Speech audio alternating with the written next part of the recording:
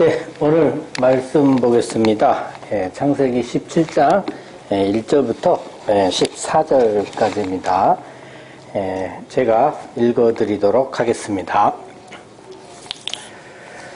아브라함이 90세 때에 여호와께서 아브라함에게 나타나서 그에게 이르시되 나는 전능한 하나님이라.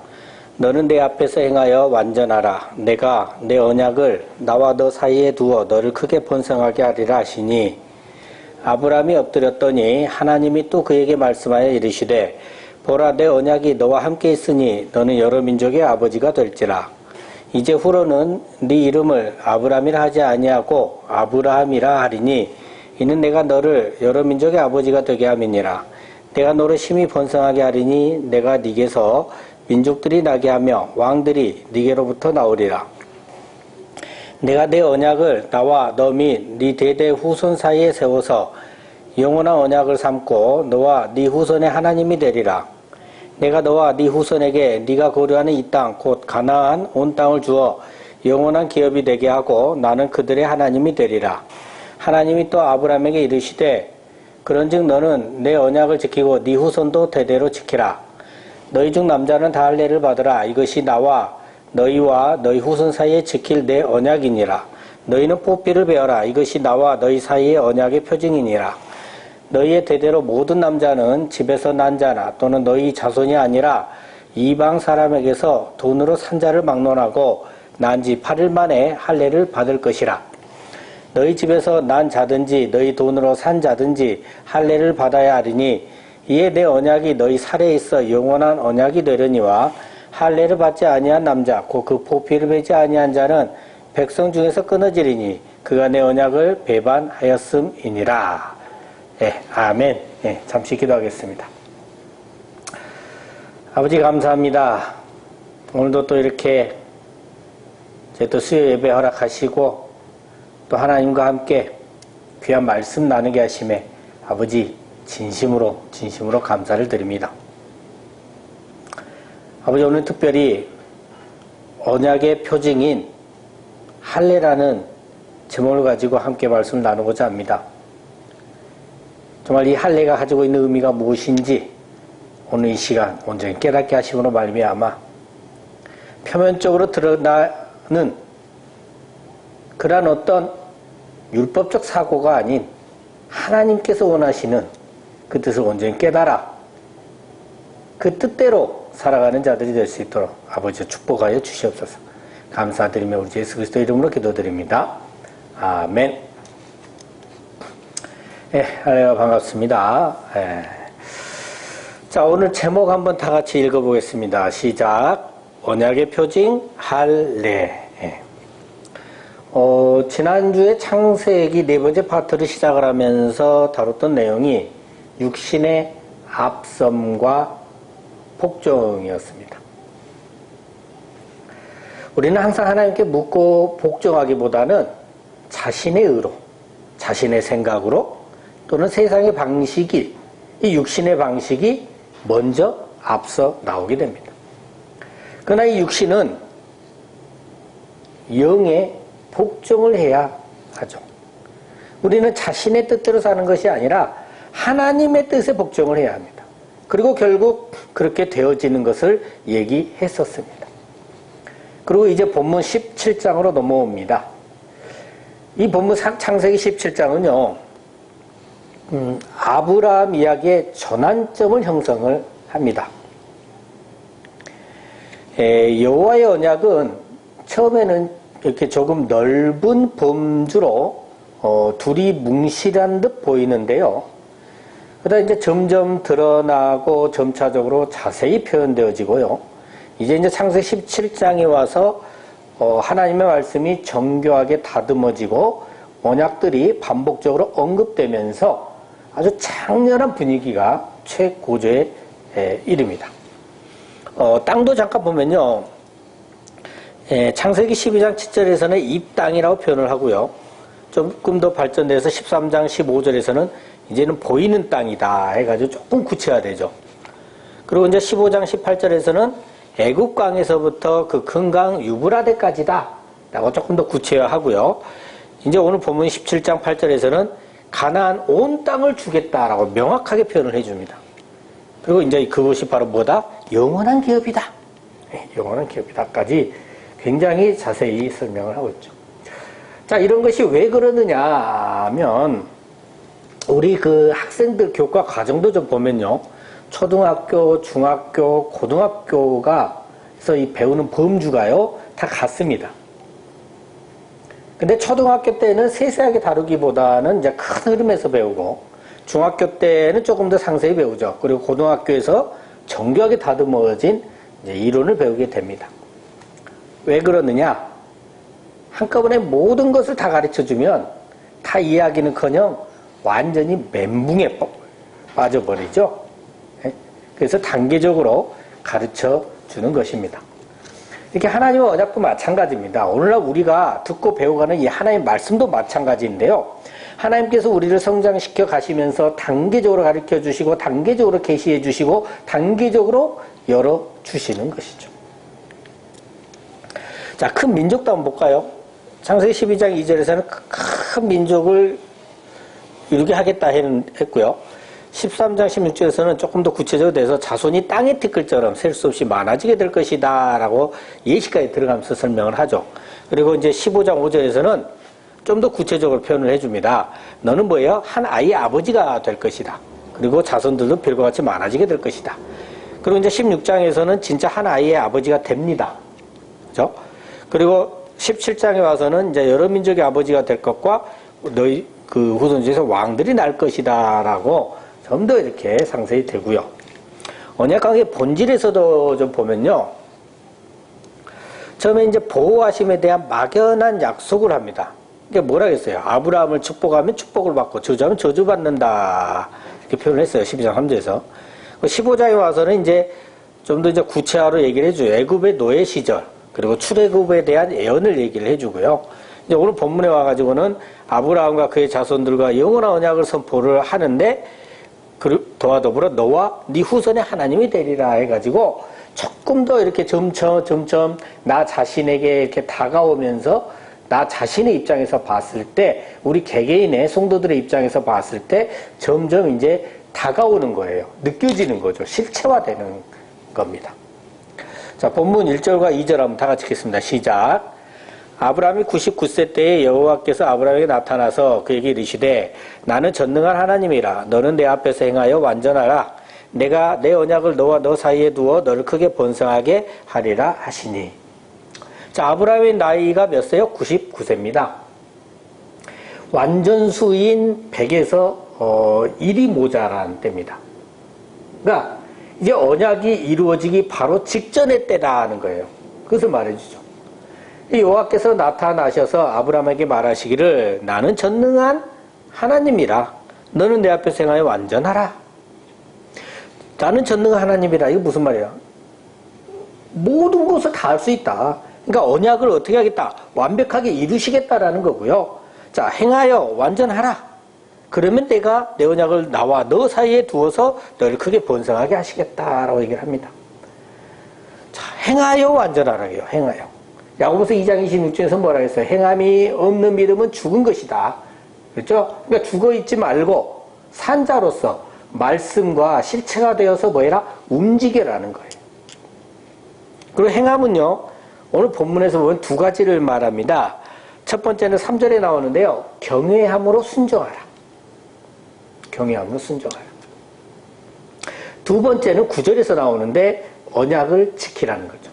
자신도 지키고 후손도 언약을 지켜라. 이렇게 얘기를 합니다. 자, 본문 3절과 4절 다 같이 읽겠습니다. 시작. 아브라함이 엎드렸더니 하나님이 또 그에게 말씀하여 이르시되 보라 내 언약이 너와 함께 있으니 너는 여러 민족의 아버지가 될지라.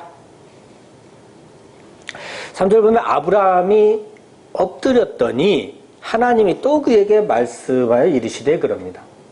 엎드린다는 것은 뭐냐면요. 하나님 앞에 대한 경외함을 표현하는 거죠. 드러내는 거죠. 하나님 앞에서 자신이 겸손해지는 것입니다. 하나님의 음성을 듣고자 하는 의지가 드러난 거죠. 오늘날 우리들도요. 하나님을 경외하고 겸손히 하나님의 음성을 들으려 해야 됩니다. 그러면 하나님이 또 말씀해 주시는 거죠.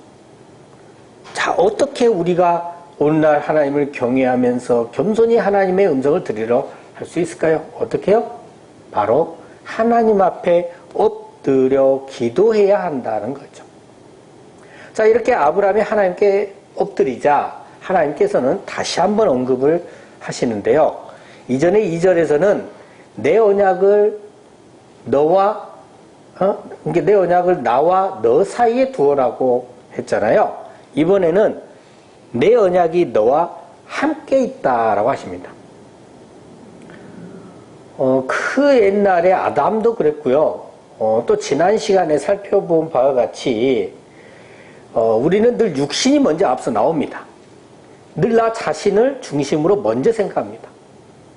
그런 나를 나 자신이 중심이 되고 육신이 원하는 그 소욕을 죽이고 하나님께 겸손히 엎드릴 때 내 앞에 놓여있던 하나님의 언약이 이제 나와 함께 있게 되는 것이. 하나님의 언약이 나와 함께 있다는 것은 내 삶에 하나님의 언약이 실현되는 것을 말합니다. 그리고 그렇게 너는 여러 민족의 아버지가 될지라는 이 언약이 실현되는 것이죠. 자, 본문 5절과 6절 다 같이 읽겠습니다. 시작. 이제후로는 네 이름을 아브람이라 하지 아니하고 아브람이라 하리니 이는 내가 너를 여러 민족의 아버지가 되게 함이니라. 내가 너로 심히 번성하게 하리니 내가 네게서 민족들이 나게 하며 왕들이 네게로부터 나오리라. 자, 아브람이 하나님께 겸손히 엎드리니 하나님의 언약이 아브람과 함께 있게 되었고 아브람의 이름도 이제 아브라함으로 바뀌게 됩니다. 아브람은요, 아버지라는 뜻의 이 아브하고요, 높음이라는 뜻의 이 람이 결합된 이름이에요. 그러니까 아브람은 뭐냐면 높음의 아버지, 높은 아버지. 그러니까 지도자, 우두머리 같은 의미를 가지고 있었죠. 자, 그리고 이제 아브라함은 아브람에서 이 람의 그 높음의 대신 이 하몬의 많음으로 대체된 것으로 해석이 돼요. 그러니까 아브라함은 뭐냐면 열국의 아버지, 많음의 아버지, 많은 민족의 아버지라는 의미가 있습니다. 자, 그렇게 이름이 바뀐 아브라함은 그 자신의 이름답게 여러 민족의 아버지가 되고 여러 왕들이 아브라함의 후손에서 나오게 되는 엄청난 축복을 받게 됩니다. 여러분, 저 구약에서 그 이름이 가진 의미는요, 부모들이 생각할 때는 그 한 사람의 인격과 운명을 나타내는 것이었습니다. 또 하나님께서 사람이나 민족이나 나라의 그 운명을 바꾸시거나 상태를 변화시키시고 뭔가 이루고자 하시는 하나님의 뜻이 바로 이 이름에 내포되어 있어요. 그래서 이제 뒤에 15절도 보면 사라의 이름도 사레로 바뀌고요. 나중에 32장 28절 보면 야곱의 이름도 이스라엘로 이렇게 바뀌는데요. 차차 살펴보겠지만 여기에는 엄청난 하나님의 뜻이 깃들여져 있습니다. 사레의 이름이 바뀌는 거, 야곱의 이름이 바뀌는 것도 우리 아브라함의 이름이 바뀌는 것과 같이 상당히 중요한 의미가 들어있다, 이렇게 보시면 되겠습니다. 자, 7, 8절 제가 읽어드릴게요. 내가 내 언약을 나와 너 및 네 뒤에 내 후손 사이에 세워서 영원한 언약을 삼고 너와 네 후손의 하나님이 되리라. 내가 너와 네 후손에게 네가 거류하는 이 땅, 곧 가나안 온 땅을 주어 영원한 기업이 되게 하고 나는 그들의 하나님이 되리라. 자, 보면요, 언약 얘기를요 3번 하십니다. 1번, 2번, 3번. 3은 뭐였어요? 삼위일체 하나님, 성부, 성자, 성령. 그러니까 하나님의 완전수였어요. 완전수. 이 언약을 하나님의 완전수인 이 3을 사용해서 3번을 얘기하셨다. 이것은 하나님께서 이 언약을 어떻게 하시겠다? 반드시 이루신다는 것을 말해주는 것입니다. 또 보면요, 아브라함의 이름을 아브라함이라고 바꿔주신 후에 마지막 세 번째 언약을 얘기를 하시는데요. 이전에 이제 첫 번째와 두 번째는 하나님과 너, 하나님과 너. 그러니까 하나님과 아브라함, 그러니까 하나님과 오늘날의 나 사이의 언약이었어요. 그런데 아브라함의 이름을 아브라함이라고 바꾸어 주신 후에 마지막 세 번째 언약을 얘기하실 때는 하나님과 너 및 네 대대 후손 사이의 영원한 언약이라고 하십니다. 그러면서 너와 네 후손의 하나님이 되리라고 이렇게 말씀을 해 주시고요. 그리고 후손은요, 열매입니다. 아브라함에서 아브라함으로 이름이 바뀌니 열매를 맺게 된다는 것이죠. 여러분, 우리에게 주어진 그 5가지 복이 기억나십니까? 생육, 번성, 충만, 정복, 다스림. 우리가 하나님과 나 사이에 언약이 주어졌고 이제 믿어짐으로 하나님과 나 사이에 나와 함께 있게 됐어요. 하나님의 언약이 나와 함께 있게 됐단 말이죠. 이것이 생육입니다. 자, 이제 번성하고 충만해지기 위해서는 열매를 맺을 수가 있어야 하는 거예요. 육신의 열매가 아닌 하나님의 언약이 함께하는 후손, 하나님의 선한 열매를 맺어야 합니다. 그러기 위해서는 우리가 아브라함이 아닌 아브라함이 되어야 하죠. 우리가 아브라함이 되는 조건이 조금 이따 뒤에 나옵니다. 그때 자세히 살펴보기로 하고요. 일단 아브라함이 아브라함으로 변화된 후에 언약을 통해서 주시는 것을 보면 네가 거류하는 이 땅입니다. 그러니까 그것은 뭐냐면 가나안 온 땅이죠. 이것이 바로 영원한 기업이랍니다.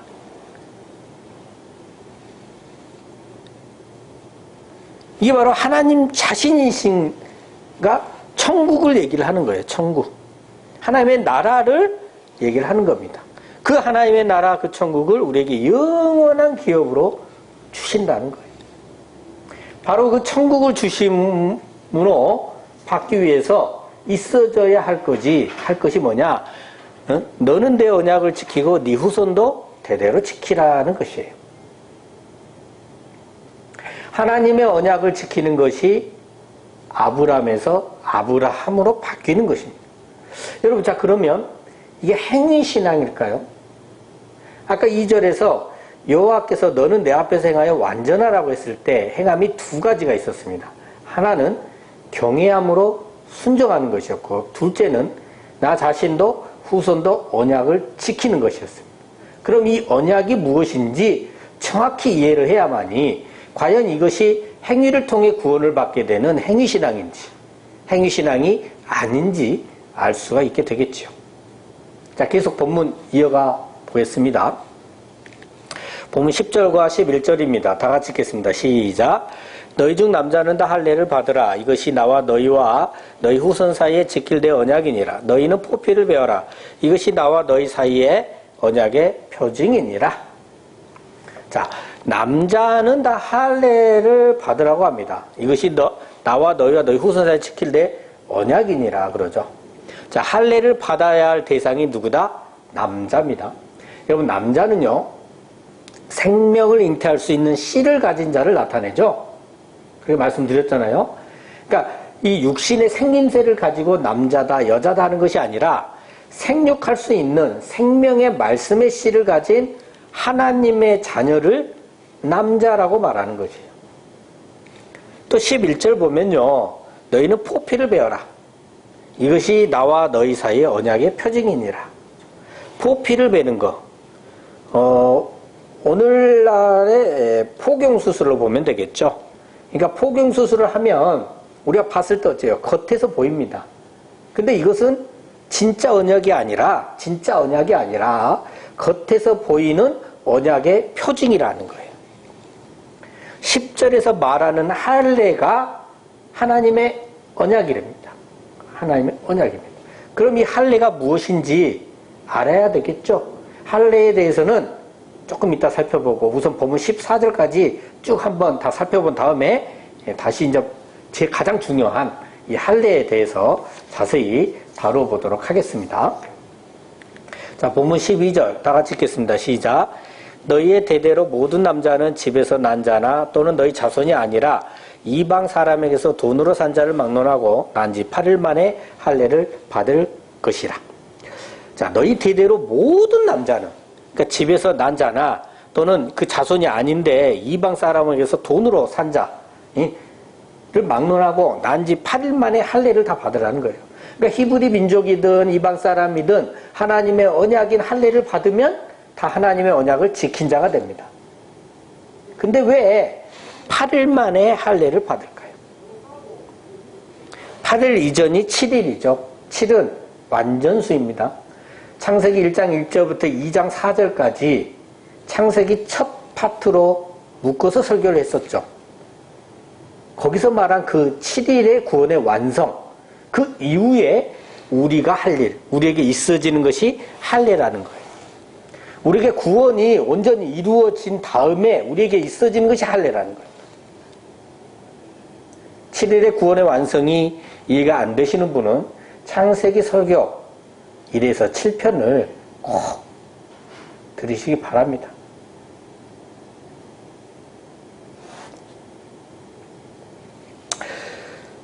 유튜브에 올라가 있으니까요. 꼭 들어주시기 바라요. 자, 보면 13절입니다. 너희 집에서 난 자든지 너희 돈으로 산 자든지 할례를 받아야 한다. 그죠? 이에 내 언약이 너희 살에 있어 영원한 언약이 되려니와. 자, 14절입니다. 할례를 받지 아니한 남자 곧 그 포피를 베지 아니한 자는 백성 중에서 끊어지리니 그가 내 언약을 배반하였음이니라. 아까 히브리 민족이든지 그죠? 이방 사람이든지 하나님의 언약인 할례를 받으면 다 하나님의 언약을 지킨 자가 된다고 말씀을 드렸죠. 그럼 반대로 할례를 받지 아니한 남자는 하나님의 언약을 지키지 않는 것이고 더 나아가 하나님의 언약을 배반한 것입니다. 그러니까 백성 중에서 끊어지게 되는 것이죠. 할례를 받지 않는 남자는 하나님의 자녀가 아닙니다. 그럼 천국, 하나님의 나라, 하나님의 집에 갈 수가 없는 것이죠. 그럼 우리가 아브라함으로 바뀌게 되는 이유는 하나님의 언약인 할례를 받는 것이. 네? 바뀌면 할례를 받아야 돼요. 그래야 하나님의 자녀로서 천국에 갈 수 있는 겁니다. 할례를 받은 우리는 하나님의 자녀로서 이미 천국에 가 있는 거죠. 천국을 바라고 소망하는 것이 아니라 이미 우리는 천국에 있는 것입니다. 천국 자체이신 하나님과 함께 이미 있는 거예요. 그럼 우리가 천국에서 살고 있는 하나님의 자녀로서 할례를 받는 거죠. 할례를 받아야 구원받는 게 아니라 천국에서 살고 있는 이 하나님의 자녀로서 할례를 받는 거예요. 하나님의 자녀가 아니라면 이 진정한 할례를 받지 않을 것이기 때문에 그렇습니다. 자, 이제 굉장히 중요한 할례에 대해서 살펴보겠습니다. 사도행전 11장 2절로 3절 말씀인데요. 한번 다 같이 읽겠습니다. 시작. 베드로가 예루살렘에 올라갔을 때에 할례자들이 비난하여 이르되 네가 무할례자의 집에 들어가 함께 먹었다 하니.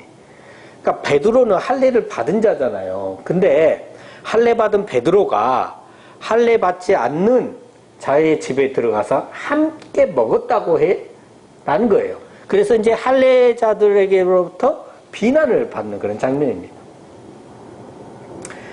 유대인들은 자신들은 하나님께서 선택하신 선민이고 하나님의 언약의 할례를 받았단 말이죠. 그래서 할례를 받지 않는 자들과는 상종을 하지 않았어요. 근데 베드로가 무할례자와 함께 먹었으니 비난하지 않을 수 없었겠죠. 사도행전 15장 1절과 5절 이렇게 다 같이 읽겠습니다. 시작. 어떤 사람들이 유대로부터 내려와서 형제들을 가르치되 너희가 모세의 법대로 할례를 받지 아니하면 능히 구원을 받지 못하리라 하니. 자, 또 5절입니다. 바리새파 중에 어떤 믿는 사람들이 일어나 말하되 이방인에게 할례를 행하고 모세의 율법을 지키라 명하는 것이 마땅하다 하니라. 자, 할례를 행하는 것이 모세의 율법을 지키는 것이고, 모세의 율법대로 할례를 받지 아니하면 능히 구원을 받지 못한다라고 사람들이 가르치더란 얘기예요. 자, 사도행전 10장 3절 다 같이 읽겠습니다. 시작. 바울이 그를 데리고 떠나고자 할새 그 지역에 있는 유대인으로 말미암아 그를 데려다가 할례를 행하니 이는 그 사람들이 그의 아버지는 헬라인인 줄 다 알미러라. 자, 바울이 할례를 행했어요. 사도 바울이. 그리고 빌립보서 3장 5절 보면 나는 8일 만에 할례를 받고 그럽니다. 그러니까 바울도 할례를 받았어요. 바울이 할례도 행하고 할례를 받았단 말이에요. 그럼 바울도 할례를 행하고 할례를 받았잖아요. 그럼 바울이 모세의 율법을 지킨 것이냐라는 거예요. 그리고 과연 구약에서 할례를 모세의 율법으로 치고 있을까요? 오늘 본문 창세기 17장 말씀은 뭐예요? 모세 이전에 아브라함 때에 지금 할례 언약을 받고 있어요. 구약 몇 구절 한번 봐보겠습니다. 에레미야 6장 10절입니다. 다 같이 읽겠습니다. 시작. 내가 누구에게 말하며 누구에게 경책하여 듣게 할고 보라. 그 귀가 할례를 받지 못하였으므로 듣지 못하는도다. 보라, 여호와의 말씀을 그들이 자신들에게 욕으로 여기고 이를 즐겨하지 아니하니. 귀가 할례를 받지 못하여서 여호와의 말씀을 듣지 못하고요. 도리어 여호와의 말씀을 자신들의 욕으로 여기고 순종하기를 즐겨하지 아니한다고 합니다. 에레미야 9장 26절 말씀 제가 읽어드릴게요. 곧 애굽과 유다와 에돔과 암몬 자손과 모압과 미 광야에 살면서 살짝을 깎는 자들에게라. 무릇 모든 민족은 할례를 받지 못하였고 이스라엘은 마음의 할례를 받지 못하였느냐 하셨느니라.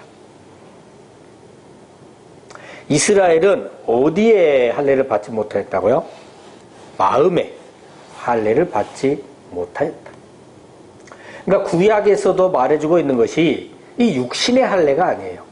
오늘 본문에서도 뭐라 했냐면 포피를 베는 육신의 할례는 언약의 표징이라고 말하고 있어요. 그리고 진짜 할례는 귀와 마음에 받아서 여호와의 말씀을 들을 수 있는 귀가 되고 마음이 되어야 함을 말해주고 있습니다. 자, 그럼 어떻게 귀와 마음의 할례를 받을 수 있을까요?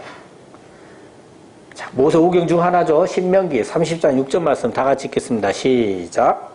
네 하나님 여호와께서 네 마음과 네 자손의 마음에 할례를 베푸사 너로 마음을 다하며 뜻을 다하여 네 하나님 여호와를 사랑하게 하사 너로 생명을 얻게 하실 것이며.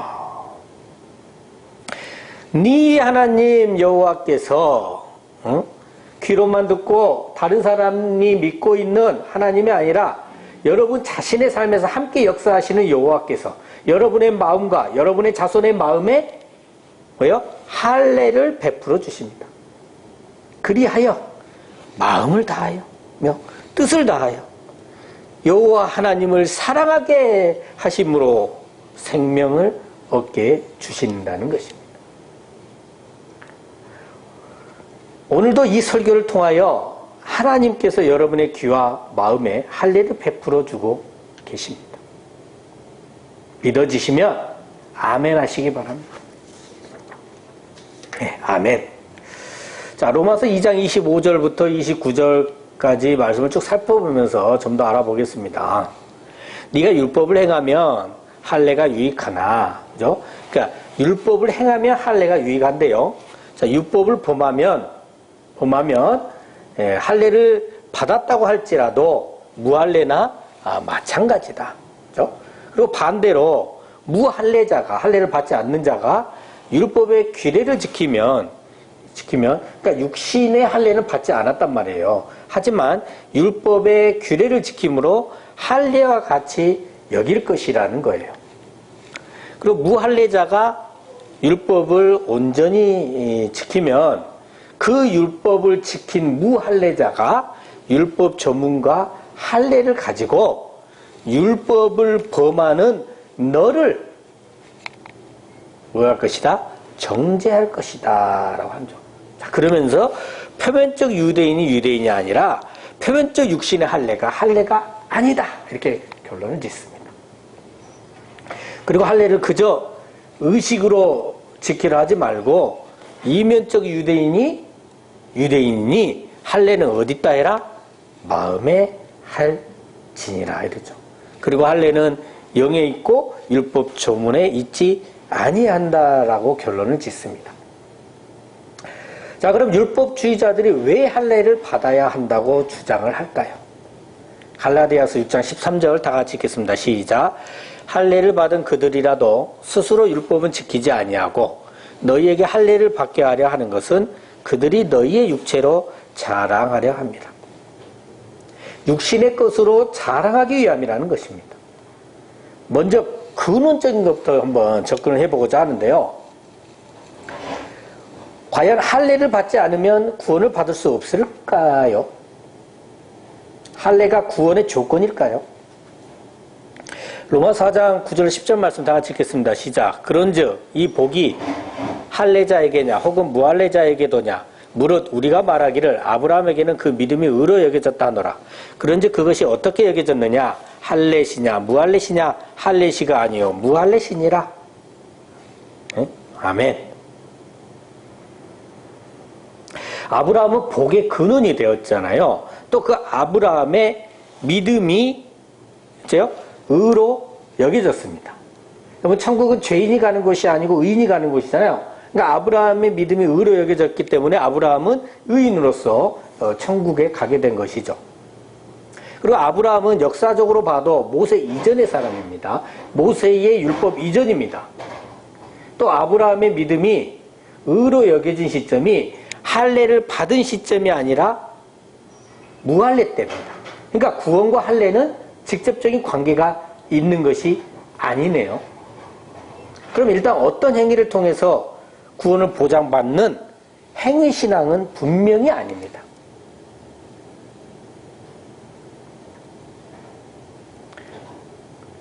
무할례 시에 의로 여겨졌어요. 그죠? 의로 이미 인정을 받았어요. 할례 이전에. 그러니까 할례로 구원받는 것도 아니고 어떤 행위를 통해서 구원을 보장받는 행위신앙은 아니라는 겁니다. 요한복음 7장 22절입니다. 다 같이 읽겠습니다. 시작. 모세가 너희에게 할례를 행했으니 그러나 할례는 모세에게서 난 것이 아니요 조상들에게서 난 것이라. 그러므로 너희가 안식일에도 사람에게 할례를 행하느니라. 예, 모세는 율법을 예표합니다. 그 모세가 너희에게 할례를 행했는데요. 하지만 이 할례가 모세에게 난 것이 아니라는 겁니다. 그러니까 모세의 율법에 귀속받지 않는다. 따라서 율법에 따라서 원래 율법에 따르면 안식일에 아무것도 할 수가 없거든요. 그죠? 그런데도 불구하고 안식일에도 사람에게 할례를 행한다는 거예요. 그러니까 결국 할례는 율법에 의한 것도 아니고 율법에 얽매이지도 않고 율법 그 위에 뛰어난 것이라는 거죠. 자, 그럼 진정한 할례는 무엇이냐? 빌립보서 3장 3절 다 같이 읽겠습니다. 시작. 하나님의 성령으로 봉사하며 그리스도 예수로 자랑하고 육체를 신뢰하지 아니하는 우리가 곧 할례파라. 그러니까 육체를 신뢰하지 않고 이 육신의 정욕, 세상적 욕심을 버리고 나 자신이 주인 되어서 나의 의를 드러내기 위해서 봉사하는 것이 아니라 성령으로 봉사하고 나를 자랑하는 것이 아니라 그리스도 예수를 자랑하고 그것이 바로 그 마음의 할례를 받은 것이라는 거죠. 이렇게 사는 것이 구원의 조건이 되는 것이 아니라 우리는 예수 그리스도로 인해 이미 구원받은 자로서 그렇게 마음의 할례를 받고 살아가야 하는 것입니다. 그래서 골로새서 2장 11절에서는 또 그 안에서 너희가 손으로 하지 아니한 할례를 받았으니 곧 육의 몸을 벗는 것이요 그리스도의 할례니라 라고 합니다. 우리가 육신을 죽이고 그리스도의 할례를 받는 것. 자, 이것은 이미 예수님께서 십자가에서 죽으실 때 다 이루셨습니다. 그래서 우리의 정욕은 이미 예수님과 함께 십자가에 못 박혀 죽었다라고 성경은 분명히 말해주고 있습니다. 그래서 갈라디아서 5장 2절과 3절 그리고 6절을 보면요. 너희가 만약 할례를 받으면 행위적 신학 관점에서 육신적 할례를 말하는 것이죠. 그 육신적 할례를 받으면 그리스도께서 너희에게 아무 유익이 없으리라. 그리고 그 행위적 신앙 관점에서 육신적 할례를 받는 그 각 사람은 율법 전체를 행할 의무를 가진 자라는 겁니다. 행위신앙으로 구원받으려 하면 율법 전체를 지켜야 된다는 것이에요. 근데 지킬 수가 도저히 없죠. 그래서 그리스도 예수 안에서는 할례나 무할례나 효력이 없고 사랑으로서 역사하는 믿음뿐인 것입니다. 그저 예수 그리스도의 사랑과 하나님의 은혜로 말미암아 우리가 구원받게 되는 것입니다. 할례자도 믿음으로 말미암아 의롭다 하시는, 또 무할례자도 할례자든 무할례자든 그 믿음으로 말미암아 의롭다 하시는 그 하나님 한 분만을 믿고 의지하고 섬기시는 저와 여러분 되시길 예수 그리스도 이름으로 간절히 축원합니다. 아멘. 네, 기도하겠습니다. 아버지 하나님, 오늘은 할례를 통해 예수님의 사랑과 하나님의 그 크신 은혜를 살펴보았습니다. 우리는 자꾸 자신의 의를 드러내고자 자신의 어떤 신앙적 행위를 자랑하고자 합니다. 그럴 때마다 깨닫게 하여 주시고 나 자신을 돌아보며 회개하게 하여 주심으로 오직 예수님께만 의지하며 살아갈 수 있는 우리들이 될 수 있도록 역사하여 주시옵소서. 늘 감사드리며 우리 주 예수 그리스도 이름으로 기도드립니다. 아멘.